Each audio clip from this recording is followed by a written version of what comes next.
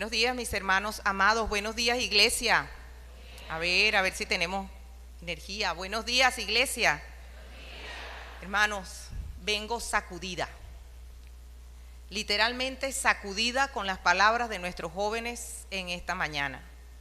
Adorar es vivir. Y nuestra vida es adorar. Ya con esas palabras yo creo que la predicación terminó. No es necesario, por lo menos yo salgo con lo que necesito, un alimento, una fuerza para seguir adelante. Y también con un ánimo especial de saber que nuestros jóvenes son una generación de relevo que trae una sustancia importante en cuanto a la Biblia y en cuanto al ministerio. Me dejaron sorprendida con esas palabras, adorar es vivir. Y cuando dijeron adorar no se puede conceptualizar, no se puede definir, porque cuando la definimos, la reducimos, de verdad es así. Adorar no se puede conceptualizar, solo la podemos vivir. Amén. Bueno, en este día vamos a estar, no se preocupe que no lo voy a tener mucho tiempo aquí, tenemos un poquito de calor porque hubo un bajoncito de electricidad y entonces vamos a tratar de desarrollar el tema en un tiempo razonable para que no nos ahoguemos de calor. Amén. Oremos al Señor. Padre, en el nombre de nuestro Señor Jesucristo, te damos gracias en este día, glorificamos tu nombre, lo alabamos. Oh Señor, qué maravilloso es venir, estar todos juntos en armonía, reunirnos para escuchar tu voz y es lo que queremos en este momento, escucharte. Oh Señor, hablar, Dios mío, nuestros corazones. Que tú, Rey de Reyes y Señor de Señores, impactes nuestros corazones con alguna cosa que allí se diga, Padre amado, como nosotros, Señor, hemos sido impactados con esas palabras que escuchamos de los jóvenes hace rato. Gracias te damos en el nombre de nuestro Señor Jesucristo por tenernos aquí, porque para algo tú nos has traído. Gracias te damos, mi Dios. Amén y amén. Doy las gracias al Señor por la iglesia La Fe. De verdad hay en esa iglesia unos varones de Dios con una sabiduría extraordinaria. Tuve el privilegio de recibir una asignatura con el pastor de la iglesia La Fe, el pastor David Lex, y de verdad me dejó impresionadísima con las cosas que allí se enseñan. También conozco otro pastor de allí, el pastor Atilio, quien se encuentra en este momento por Estados Unidos. Con él también he tenido la oportunidad de compartir algunas asignaturas en Zoom y todo lo demás, y sus intervenciones también son muy edificantes. Hoy quiero iniciar esta reflexión con una anécdota. Mi mamá era una persona muy sabia. Mi mamá partió con el Señor en el año 81, a los 81 años. Pero a lo largo de su vida yo pude ver en ella mucha sabiduría, a pesar de no ser una persona estudiada. Había en ella una sabiduría de vida especial. Era una mujer dulce y tierna con nosotros, sus hijos. Y tomaba especial cuidado en tratar de evitarnos ciertos complejos que la vida nos podía achacar. Cuando yo era niña, al ver mi mamá, pues cuando nací, al ver mi color de piel, ella entendió seguramente que en una familia donde no había personas con un color oscuro, eso podía ser razón para que me fueran a hacer bullying o me fueran a acomplejar. De manera que ella empezó a hacer un trabajito, para que usted vea la sabiduría de esta mujer. Ella empezó a hacer un trabajito desde muy pequeña. Y ella siempre me decía, yo siempre quise tener una hija negrita. Yo siempre le pedí a Dios que me diera una hija negrita. Y me dio a mi negrita. Fíjese usted cómo ella fue haciendo un trabajo para despojarme a mí de cualquier complejo que pudiera tener. Estoy hablando de 60 años atrás. Cualquier complejo que pudiera tener por mi color de piel. Así era como ella aplicaba su sabiduría. Era tan tierna para con nosotros que cuando yo llegaba llorando, recuerdo que siempre me cantaba una canción más o menos que iba por aquí. No sé, mi negrita linda, no. Si mi negra llora, le han pagado mal.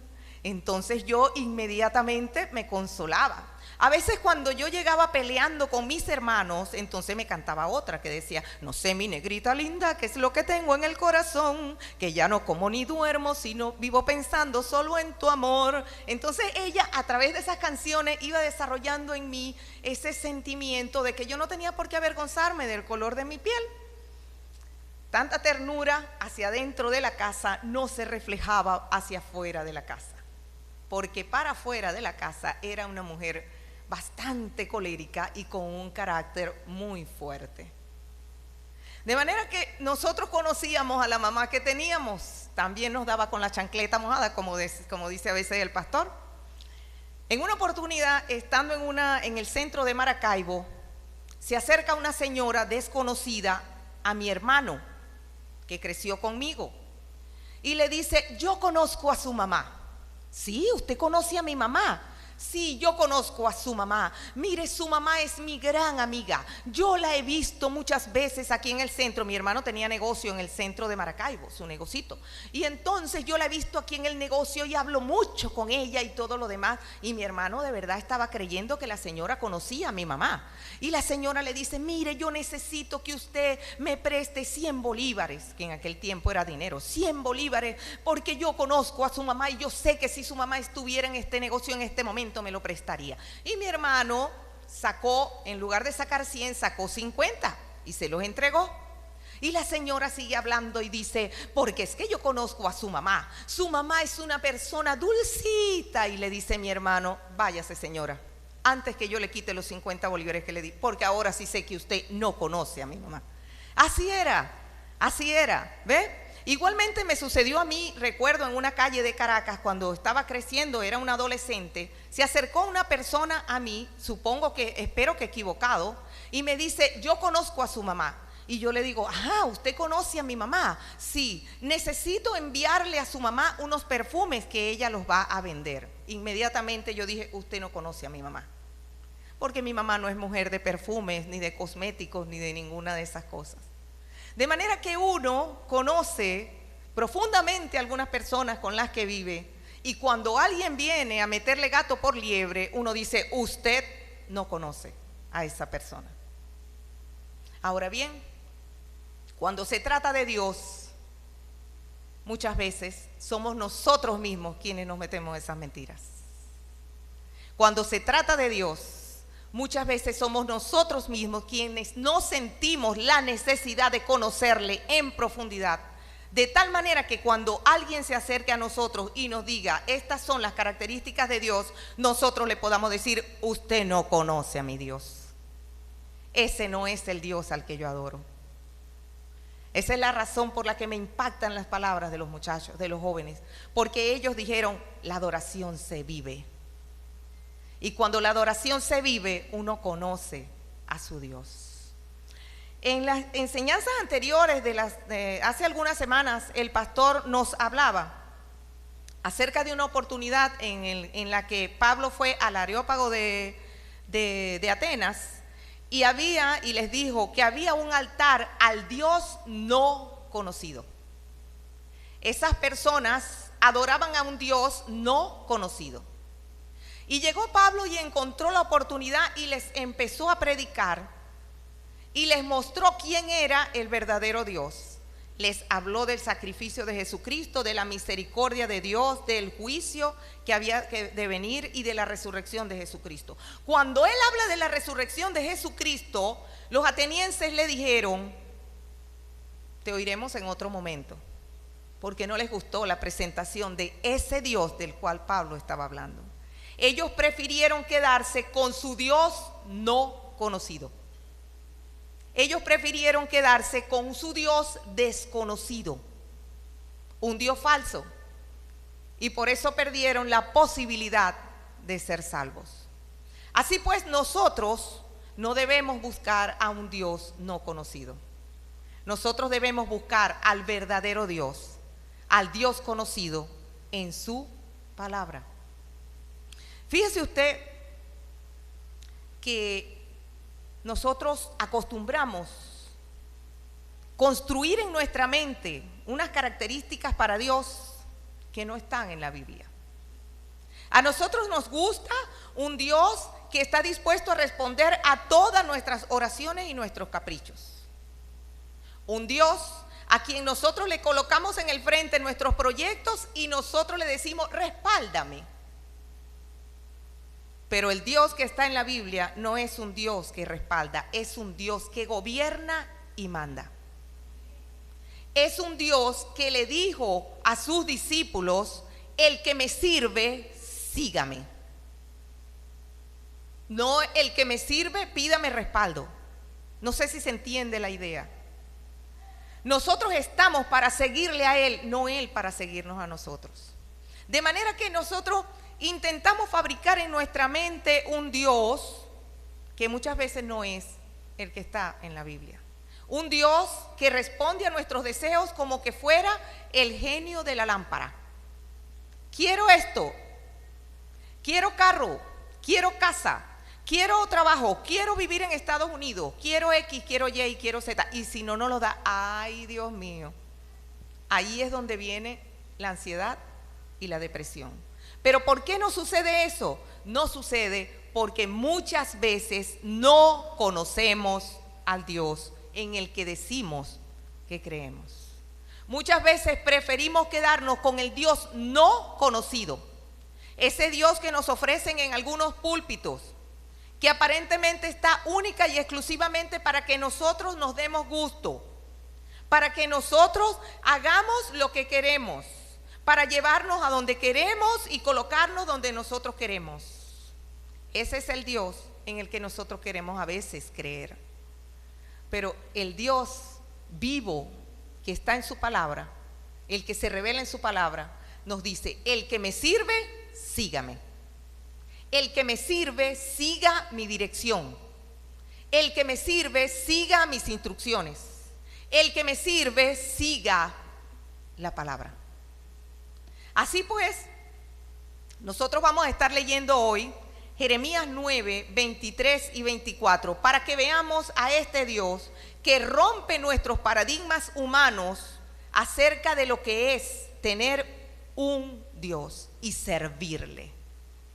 Vamos a leer en Jeremías 9, 23 y 24.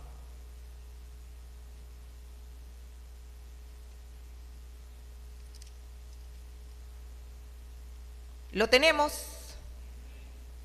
Miren lo que dice aquí.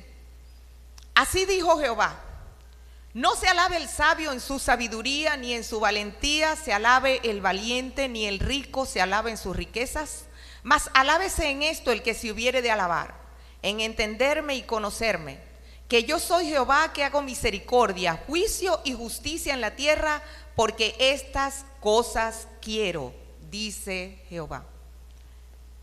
A nosotros desde pequeños nos han formado ciertos valores respecto a cosas deseables que nosotros pudiéramos valorar en la sociedad. Riquezas, poder, conocimiento, sabiduría, valentía. Sin embargo, el Señor aquí nos dice que no se alabe el sabio en su sabiduría, ni en su valentía se alabe el valiente, ni el rico se alabe en sus riquezas. Entonces nosotros, en nuestra humanidad, nos vamos al otro extremo y decimos, entonces la sabiduría, la valentía y la riqueza son malas. Nos vamos para allá, para el otro lado. Pero este Dios, el Dios que rompe todos los paradigmas de nuestro conocimiento, en realidad no nos está diciendo que las riquezas son malas, que la sabiduría es mala, que la valentía es mala. Nos está diciendo que no nos debemos alabar en nada valioso que podamos tener. Y ya les voy a demostrar por qué estoy diciendo esto, porque esto no es una interpretación caprichosa que viene de mi parte.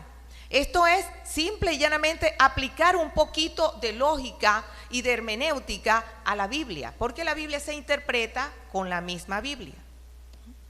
Si la sabiduría fuera mala, entonces no nos pediría la palabra que nosotros pidamos sabiduría. ¿Es así o no es así? La palabra nos dice que nosotros debemos pedir sabiduría. En Santiago nos dice, quien tiene falta de sabiduría, pídala a Dios. Pues es una sabiduría que está basada en el temor de Jehová. De manera que ni la sabiduría es mala, ni tampoco es algo en lo que nosotros nos podemos alabar. ¿Por qué? Porque Dios es quien la da. En ese caso le alabamos a Él cuando la va dando. Asimismo sucede con las riquezas. Las riquezas no son malas. La Biblia nos dice que podemos tener las cosas en abundancia para que las disfrutemos. El asunto es cuando nos alabamos en las riquezas, cuando sentimos que la riqueza nos otorga algún tipo de poder. No, es Dios quien otorga la posibilidad y la capacidad de tener alguna abundancia de recursos con la finalidad de que nosotros sigamos su dirección en esa abundancia. Fíjese usted, si las riquezas no son malas, que todos nosotros estamos destinados a ser herederos de un reino.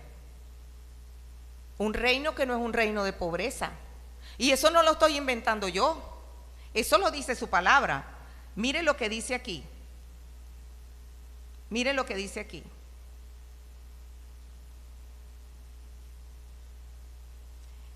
Y si hijos, también somos herederos.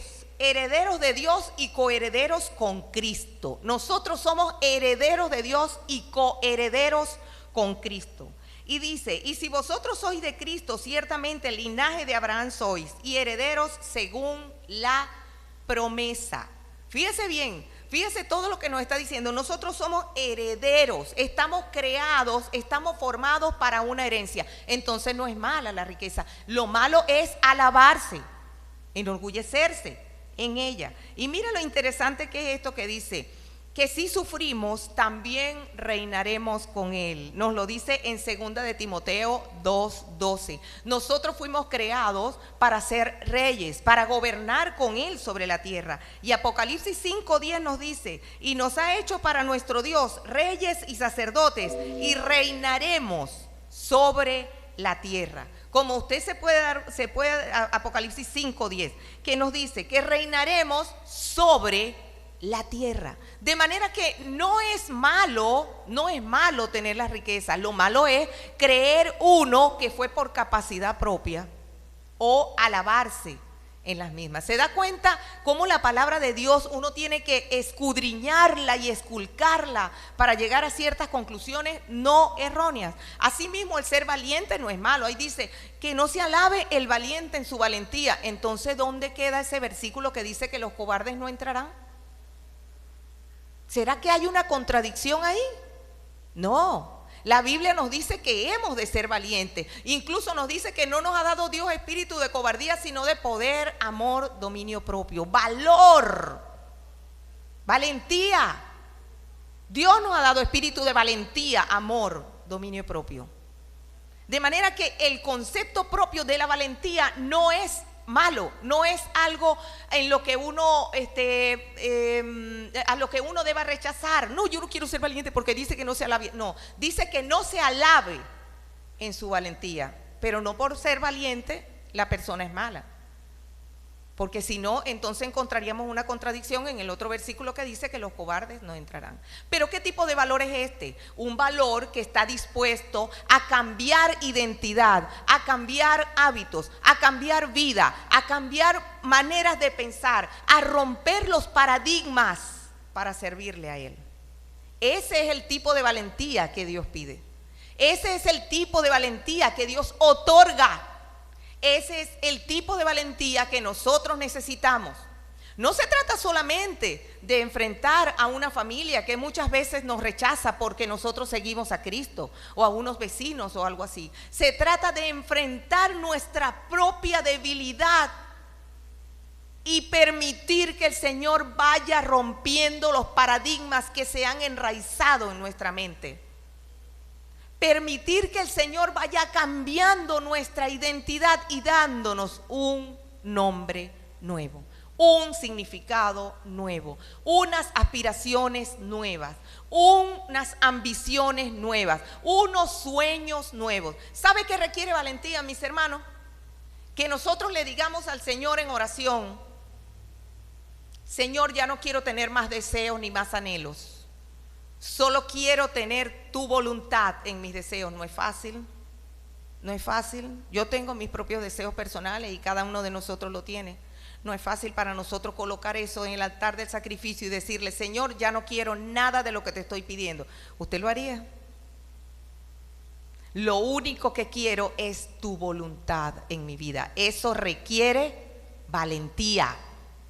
Ese es el tipo de valentía de la que habla la Biblia, cuando dice: los cobardes no entrarán, porque los cobardes son esas personas que no han sido capaces de romper con los paradigmas anteriores, que no han sido capaces de enfrentar las persecuciones sociales, que no han sido capaces de plantarse frente a este libro y decirle a Dios: transfórmame con tu diario, porque este libro es el diario de Dios. ¿Se da cuenta? Hay que cambiar los paradigmas. Hay que cambiar los paradigmas. Y mire lo que nos dice aquí. Déjeme tomar un poquito de agua.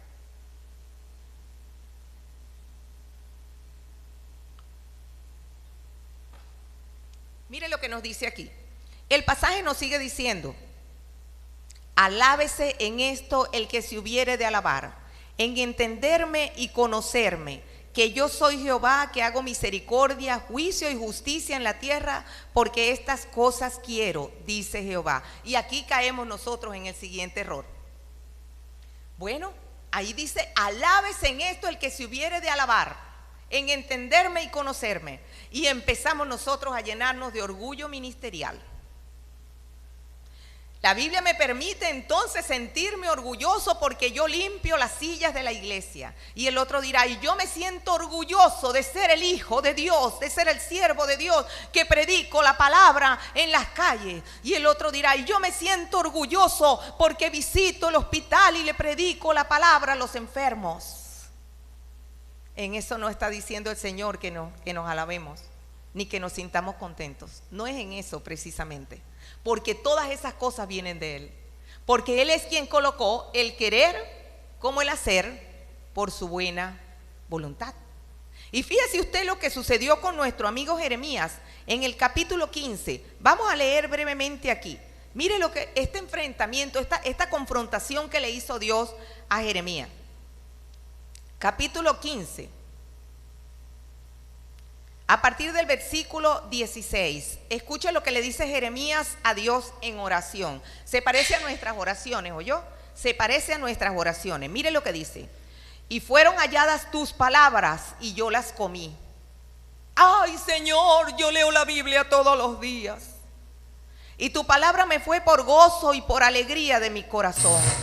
Y yo vivo gozoso, Señor, en tu presencia. Porque tu nombre se invocó sobre mí, oh Jehová, Dios de los ejércitos. Mire lo que le dice Jeremías, y esto es en oración, ¿oyó? Esto es espiritual.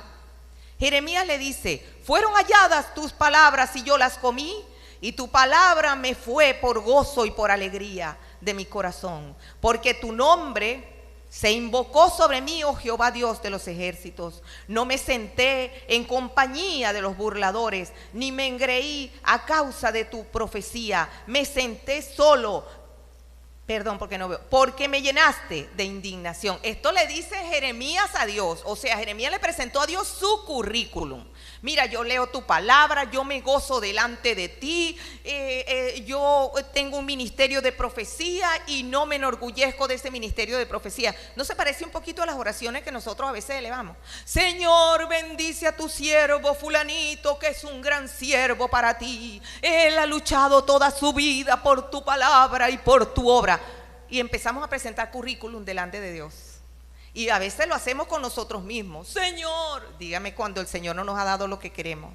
Señor, aquí estoy delante de tu presencia porque yo soy un lector de tu palabra. Y yo me indigno cuando el mal está delante, y empezamos a promocionarnos a nosotros mismos delante de Dios. Mire, recuerde una cosa, mi hermano. Dios pensó en usted antes de la fundación del mundo. Dios, antes de salvarlo, ya conocía los errores que había cometido y los que iba a cometer en el futuro. Dios ya conoce lo que usted ha hecho, y casi todo el tiempo usted ha estado impulsado, no ha sido por su propia iniciativa. Y mire lo que le responde Dios, que esto es lo que a mí me resulta impactante. Y le dice Jehová: si te convirtieres, yo te restauraré y delante de mí estarás. Plap. Es como para caer para atrás. Uno llega y le presenta su currículum a Dios, y Dios le dice a uno: conviértete. ¿Qué le parece? Ya va. Si esto es lo mejor que yo tenía para presentarte, Señor. Y ahora tú me dices que me convierta. ¿Por qué? ¿Por qué? Porque muchas veces nuestra oración de autopromoción no impresiona a Dios. Todo lo que hemos logrado, si algo hemos logrado, le pertenece, lo dio Él. Él es quien pone el querer como el hacer. Él es quien pone los recursos, la fuerza, la salud, la posibilidad, el tiempo. Es Él. Entonces, ¿cómo vamos a llegar nosotros con currículum delante de Dios? Y Dios le dice, mira, si te convirtieres, yo te restauraré y delante de mí estarás. Y si entresacares lo precioso de lo vil, serás como mi boca.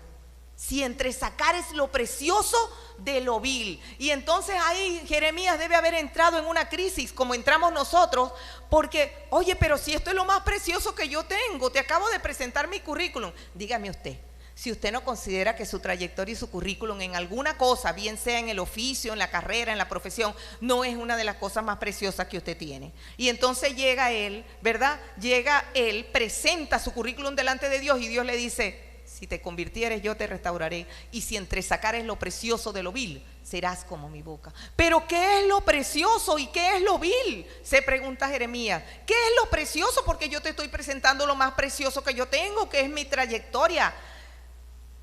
A lo mejor lo precioso no es eso. A lo mejor lo precioso es no darse cuenta de lo que él había hecho.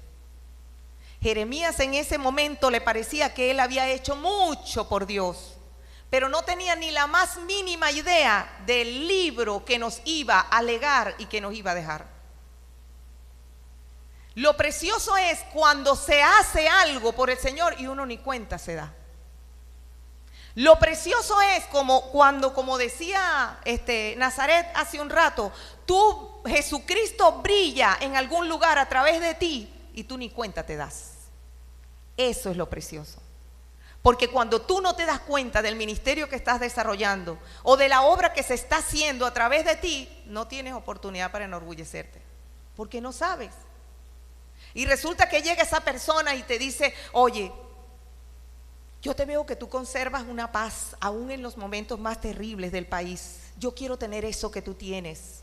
Y tú le dices, ven a la iglesia conmigo. Ven a Jesucristo y vas a tener eso que viste.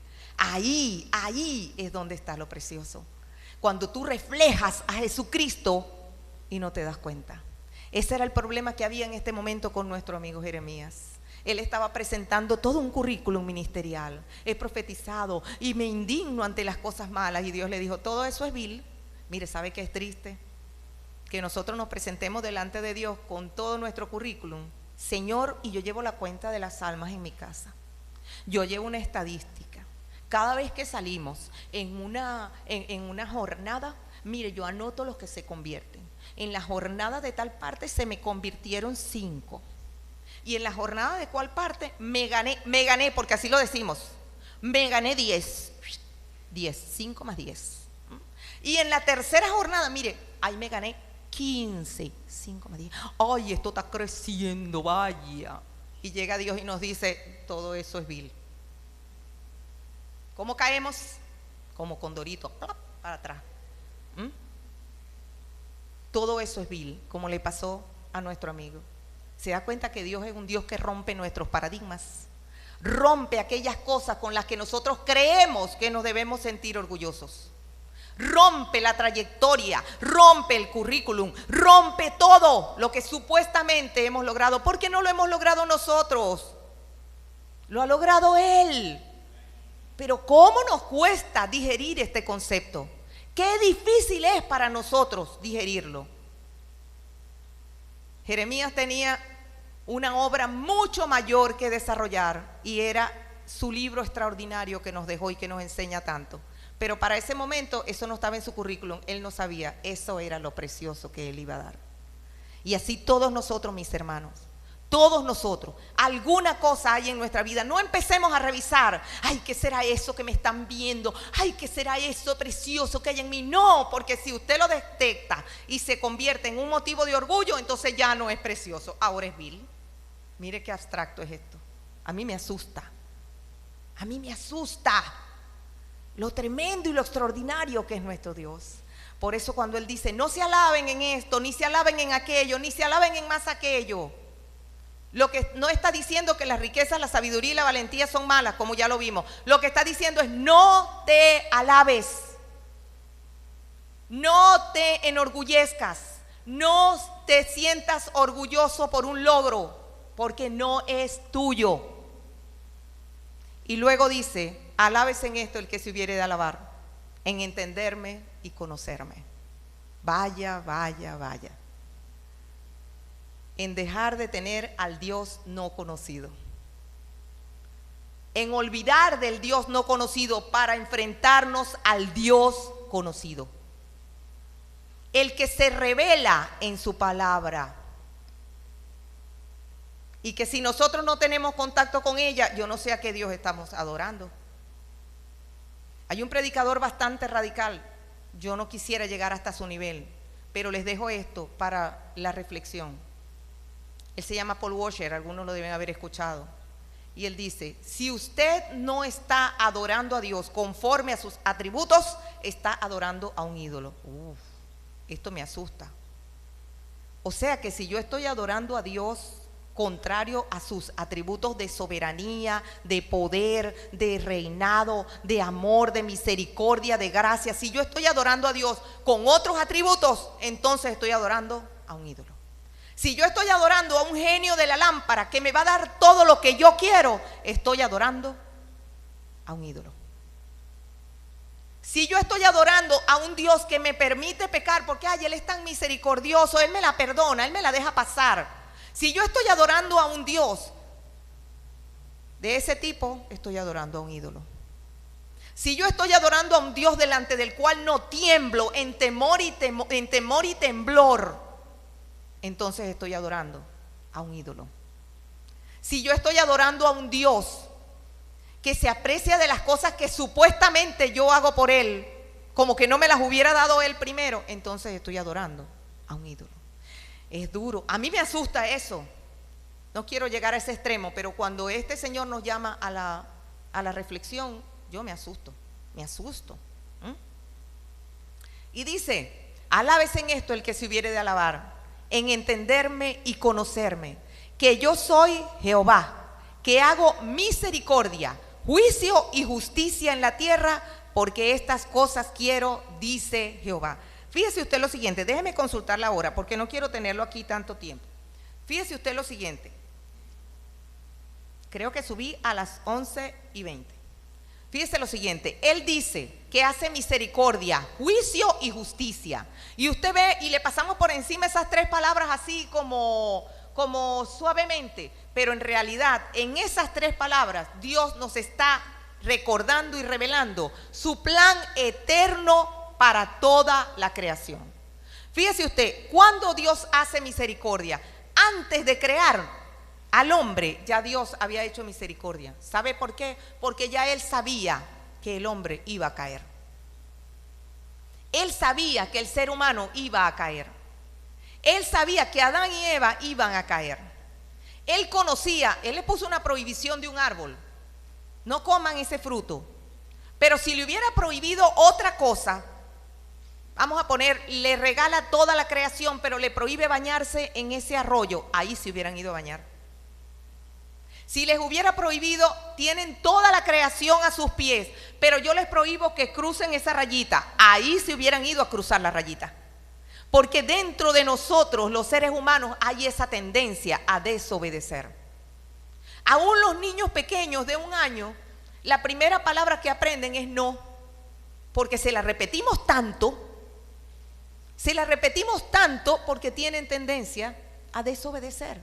Es parte de nuestra idiosincrasia desobedecer. Y Dios hizo misericordia aún al pensar en crear al ser humano, hizo misericordia. Y a partir de todos los años, tal como vemos que se refleja en las páginas de este libro, a partir de allí empezó a hacer de misericordia con cada uno de los seres humanos. Hizo misericordia con Noé, hizo misericordia con Abraham, hizo misericordia con sus hijos, con Isaac, con Jacob, con las 12 tribus, hizo misericordia con el pueblo de Israel, hizo misericordia con las personas que conocieron al Señor Jesucristo. Él hizo misericordia todo el tiempo. Pero también dice que hizo juicio.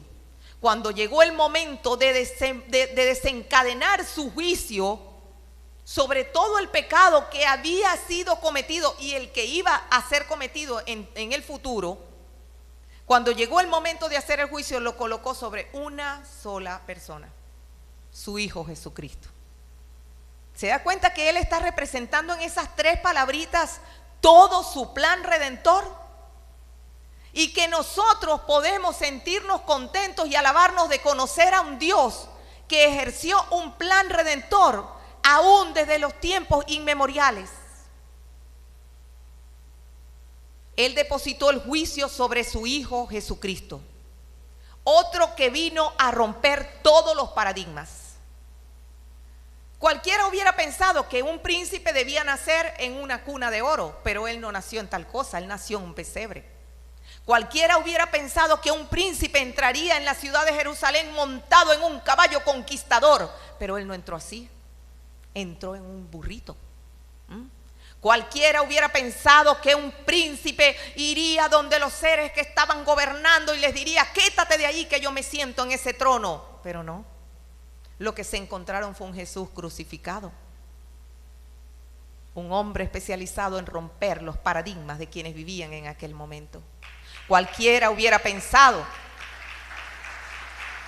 que había que colocarle una corona de oro al Rey de todos los siglos, pero en su lugar había una corona de espinas. Cualquiera hubiera pensado en un hombre vestido con vestiduras reales, y lo que había en esa cruz era un hombre desnudo, avergonzado, solo, desfigurado y roto por nuestro pecado. Usted se da cuenta cómo Dios depositó todo el juicio sobre él, rompiendo todos los paradigmas. Ahí es donde está el mérito del ladrón que estaba al lado de la cruz. Porque para nosotros ahorita, después de conocer toda la historia de la resurrección y de la ascensión del Señor Jesucristo, es más fácil de creer. Pero un ladrón que colgaba de la cruz y vio a un hombre desfigurado, dolido y roto ahí a su lado, y le dijo: acuérdate de mí cuando vengas en tu reino. No es fácil ver a un rey allí, pero ese ladrón supo romper sus paradigmas. Porque allí, en ese hombre que no cumplía con el modelo de lo que debía ser un rey, ahí él supo reconocer un rey para todos los siglos. Ese es el Dios que nosotros tenemos. Un Dios que rompe todos nuestros paradigmas. Un Dios al que nosotros debemos buscar para conocerle. Un Dios al que nosotros debemos anhelar con deseo en nuestra alma y en nuestro corazón. Ese es el Dios que tenemos. Pero también dice que hace misericordia, juicio y justicia. ¿Y sabe cuál es la justicia? Nosotros. Nosotros.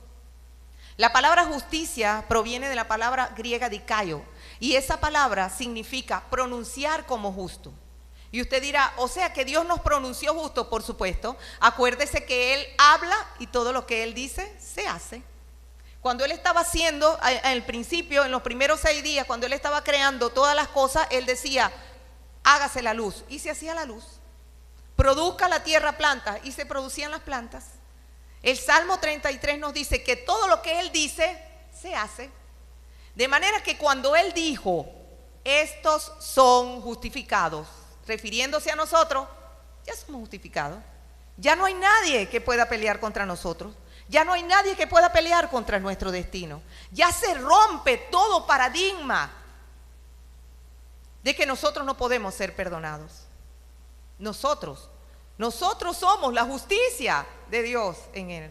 Nosotros fuimos hechos justicia, justificados. De manera que cuando Él dice que Él hace misericordia, juicio y justicia, porque estas cosas quiere, Él está hablando de todo su plan redentor. Alégrense, gócese, alábese en esto el que se hubiere de alabar, en conocer el plan redentor del Dios sí conocido. Allá aquellos que se quieren quedar con su Dios desconocido, a su medida, como ellos lo quieren, como les gusta, allá ellos. Pero nosotros nos quedamos con el Dios sí conocido, el Dios que se revela en su palabra. Fíjese que su palabra dice que toda la escritura es inspirada por Dios. Esa palabra está un poquito, digamos que traducida en una forma, digamos, rara, en una forma diferente. Porque la palabra verdadera es, toda la escritura es exhalada de Dios.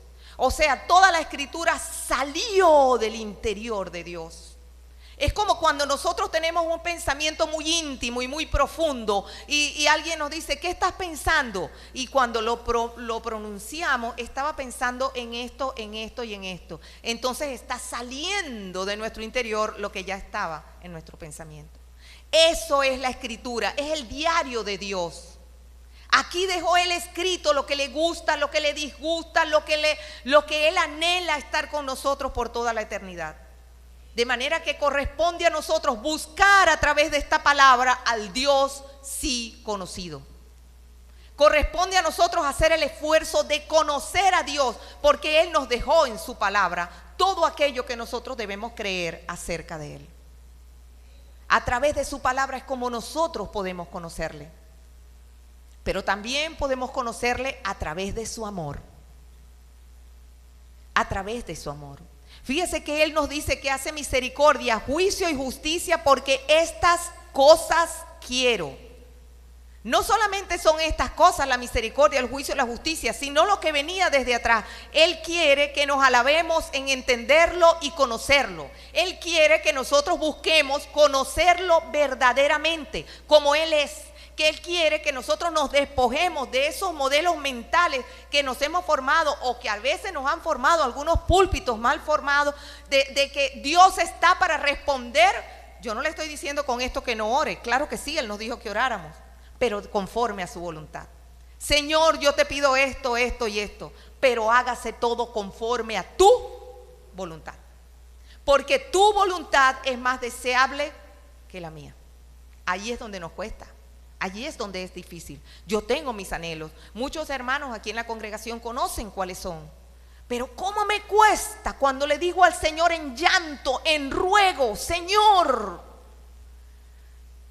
no mi voluntad sino la tuya? No es fácil renunciar a tus anhelos más profundos. Son anhelos de vida. Son anhelos que uno considera parte de su interior, de su existencia, sueños de muchos años. Y colocarlos allí en el altar del sacrificio y decir, Señor, sigo deseando esto, pero no se haga mi voluntad, sino la tuya. Es difícil. Por eso es que el Señor nos dice, hay que buscar al Dios conocido, hay que buscar conocerle. Y en su amor también le podemos conocer. En estos días pasados me ha tocado estar estudiando la epístola a los Efesios. En una maestría que estoy haciendo y nos pusieron a buscar profundamente la epístola a los Efesios. Y de verdad que yo creía que iba a hablar en Efesios, pero no fue la voluntad de Dios. Anoche me cambió el mensaje y tuve que sentarme a hacer otra cosa. Pero fíjese lo que nos dice aquí. Mire la oración que hace Pablo por los Efesios. Para que os dé, dice aquí, por esta causa doblo mis rodillas ante el Padre de nuestro Señor Jesucristo. Efesios 3 a partir del 14, de quien toma nombre toda familia en los cielos y en la tierra, para que os dé conforme a las riquezas de su gloria, el ser fortalecidos con poder en el hombre interior por su espíritu, para que habite Cristo por la fe en vuestros corazones, a fin de que arraigados y cimentados en amor, seáis plenamente capaces de comprender con todos los santos cuál sea la anchura, la longitud, la profundidad y la altura, y de conocer el amor de Cristo. Usted sabe lo que esto conlleva, la profundidad de esto. Que seamos plenamente capaces de comprender el amor de Cristo. Me encanta, porque Pablo no estaba orando por los efesios para que Dios le diera una casita, o Dios le diera un carrito, una carretica, o Dios le diera una siembra, o Dios le diera una viñita, o que Dios le diera el trabajito, lo cual no tiene nada de malo. Sino que Pablo se iba a lo profundo y oraba para que conocieran el amor de Cristo, que comprendieran las dimensiones del amor de Cristo. Y nosotros conocemos un mundo tridimensional, pero aquí Él nos está hablando de un mundo de 4 dimensiones, un amor que va más allá de toda nuestra comprensión. Usted se ha dado cuenta que dice altura, anchura, largo y profundidad, 4 dimensiones. El mundo que nosotros conocemos tiene 3 profundidades, ¿verdad? Alto, largo, profundo, tiene tres dimensiones. Pero este es un amor que sobrepasa a todo entendimiento. Ese amor es el que Pablo quiere que Dios nos revele. Y ese amor solamente lo podemos encontrar cuando nosotros tenemos una intimidad con el Señor. Una intimidad, un encuentro íntimo con el Señor. Fíjese que yo no le estoy diciendo acá que usted se acerque a Dios en oración, con esa oración acartonada que nos enseñaron desde que éramos nuevos creyentes en muchas congregaciones ajenas a esta. Yo no le estoy diciendo eso. Yo no le estoy diciendo que usted diga, ay, tengo que orar para salir de eso. Dios está oyendo lo que usted dice, y si lo piensa también lo está oyendo. Ese es el Dios conocido. Él está, no, tengo que orar para salir de eso. Tengo que ir para la iglesia para salir de eso. No, Dios no es un Dios que se busca para salir de eso. Dios es un Dios que se busca porque lo amamos, porque queremos conocer la profundidad, el largo, ancho y las 4 dimensiones de su amor. Ese es el Dios que nosotros buscamos y que tratamos de acercarnos a Él y conseguir esa intimidad. A lo mejor va a haber ese momento de intimidad con el Señor en que no digamos ni una sola palabra, porque solo nuestras lágrimas le podrán hablar, porque solo nuestro pensamiento le podrá hablar, solo nuestro amor le podrá hablar. Eso es tratar de conocer a Dios, tratar de buscarle, conocerle en intimidad. De manera que hay varias partes, varias facetas de nosotros que tienen que buscar conocer a Dios. El área intelectual, obviamente, leyendo su palabra. Pero el área emocional, a través de la búsqueda, de la intimidad con Él. No se trata de hacer algo porque Él nos va a pagar con bendiciones. No, porque es que Él nos va a bendecir. Sí, nos va a bendecir. Pero nuestra oración no debe estar dirigida para que Él nos bendiga, sino más bien porque Él nos bendice. ¿Se da cuenta la diferencia? ¿Se da cuenta? A nosotros los seres humanos nos pagan para trabajar. ¿Por qué nos pagan para trabajar? La misma Biblia dice que el obrero es digno de su salario. Ahorita nos pagan poquito, pero nos pagan. ¿Por qué nos pagan para trabajar? Oye, porque no nos gusta mucho. La misma Biblia dijo, parte del juicio, que no nos iba a gustar el trabajo. No que el trabajo era malo, que no nos iba a gustar el trabajo. Por eso, bueno, nos tienen que pagar para trabajar. Pero cuando vamos al cine, nadie nos paga. Dígame usted, ¿cuándo ha ido usted al cine y en la puerta se encuentra un portero diciendo, le regalo $5 para que entre aquí? No. Cuando vamos al cine somos nosotros quienes pagamos. ¿Por qué? Porque nos gusta. Porque nos gusta. Entonces, cuando nos acercamos a Dios, debe ser más bien porque nos gusta, porque somos nosotros quienes queremos acercarnos a Él. No para qué o por qué, para qué nos dé bendiciones. ¿Se da cuenta? Ese es el Dios conocido. Ese es el Dios que nosotros tenemos que buscar. Ese es el Dios con el que tenemos que tratar de relacionarnos en el día a día. Ese es el Dios que tenemos que adorar con nuestro vivir, como dijeron los jóvenes hace rato. Ese es el Dios que nosotros debemos buscar conocer. Él quiere ser conocido y Él quiere que nosotros nos alabemos y nos alegremos en conocerle, en buscarle, en entenderle, en comprenderle, en poder interpretarle. Y esto es algo que nunca vamos a terminar de lograr. Al final, después de mucho andar y mucho deambular y mucho investigar y mucho buscar al Señor, solo podremos decir, como dijo Job, y todas estas cosas son solo los bordes de sus caminos. Cuán leve es el susurro que hemos oído de Él. El trueno de su poder, ¿quién lo podrá comprender? Una vez que nosotros entremos y nos profundicemos en ese lugar santísimo, solo podremos decir: solamente he visto un destello lejano de tu gloria. Porque la eternidad completa nunca me alcanzará para terminar de conocerte. Pero Él premia a aquel que busca conocerle. Hermano, hoy quiero decirte: no te quedes con el Dios no conocido. No te quedes con el Dios desconocido. Busca conocerle, para que cuando alguien llegue a presentarte un Dios con otros atributos, tú puedas decir, como dijimos nosotros cuando alguien nos hablaba de mi mamá: usted no conoce a mi mamá. Usted no conoce a mi mamá, porque mi mamá no es así como usted la está describiendo. Asimismo, cuando alguien venga a presentarnos un Dios con otro viento de doctrina, nosotros podremos decir: usted no conoce a mi Dios, porque a mi Dios lo conozco yo. El destello de su gloria, aunque sea lejano, pero yo lo he visto. Y eso que tú me estás presentando ahí no es mi Dios. Esta es la reflexión en este día, mis hermanos. Esta es la reflexión en este día. Busquemos a Dios, tratemos de explorarle para poder tener nosotros al Dios sí conocido y no quedarnos con el Dios no conocido. Vamos a orar, vamos a ponernos de pie y oramos al Señor. Padre, en el nombre de nuestro Señor Jesucristo, hoy venimos a pedirte, Señor, que tú nos ayudes y nos reveles de tu gloria y de tu gracia. Señor, queremos conocerte, Dios mío, que tú eres un Dios que hace misericordia, juicio y justicia.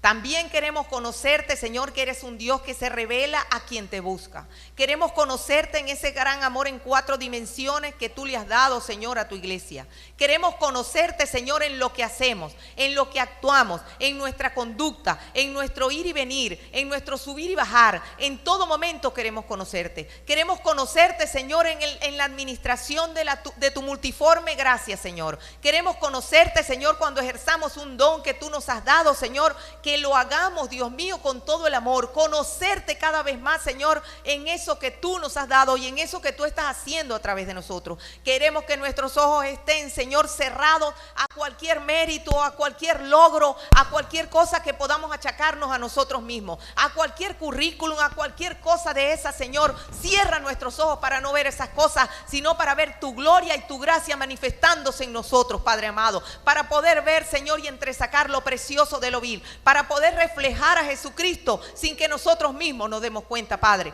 En el nombre poderoso de nuestro Señor Jesucristo, aquí está Alfa y Omega delante de tu presencia, Señor. Es lo que te pedimos en el nombre de Jesús. Amén y amén. El Señor me les bendiga, mis hermanos. El Señor me les guarde.